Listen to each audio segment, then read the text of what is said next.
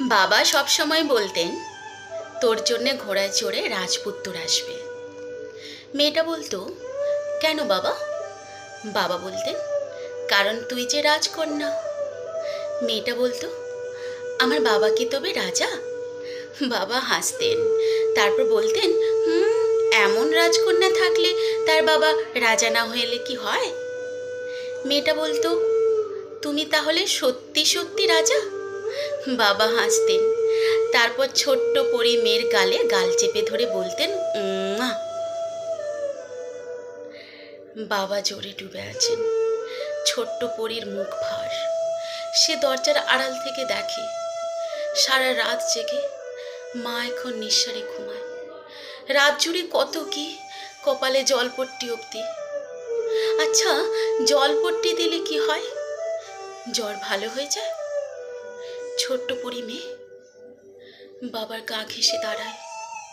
এই বাবাটা কেমন ধূসর শুকনো মুখের মানুষ। বাবার কি খুব কষ্ট হচ্ছে? খুব। পরী মেয়ে তার চুলের ফিতে খুলে ফেলে, বেসিনে জলে ডুবিয়ে বাবার কপালে বেঁধে দেয়। বাবা চোখ মেলে তাকান, ঠিক সামনের আয়নায় তার চোখ, টুকটুকে লাল ফিতে তার কপাল জুড়ে। পরী মেয়েটা বড়দের মতো করে বলে, রাজামশাইয়ের জ্বর কি তাহলে কমলো? বাবা হাসেন, দুহাতে জাপটে ধরেন তার রাজকন্যাকে বুকের ভেতর। এমন রাজকন্যা থাকলে রাজা মহারাজাদের জ্বর না কমে যাবে কোথায় আর? বাবা রাজকন্যাকে কাঁধে নিয়ে হাঁটেন, কোলের ভেতর বিড়ালের মতো ঘুম পাড়ান, সারা বাড়ি ঘুরে ছুটেন। তারপর অফিস, মিটিং, রোদ, ঘাম, জলে দিনরাত্রি, বাজারে সওদা, দ্রব্যমূল্যের ঊর্ধ্বগতি, দিন শেষে হতাশায়, ক্লান্তিতে গম্ভীর মুখে ঘুরে ফেরাও থাকে। কিন্তু পরী মেয়েটা এসে বলে, তুমি কি আমার ফকির বাবা? বাবা গম্ভীর মুখে বলে, কেন মা?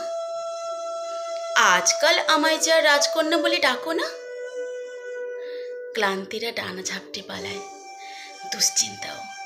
বাবা রাজা মহারাজা হয়ে যান মুহূর্তেই। তার বুকের ভেতর ডানা ঝাপটায় রাজকন্যা।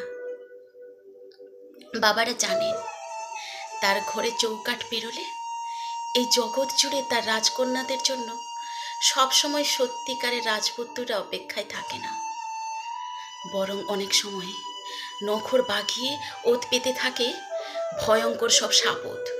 হয়তো তাই পৃথিবীর সব বাবাই তার বুকের ভেতর আজীবন তার রাজকন্যাদের পুষে রাখতে চান।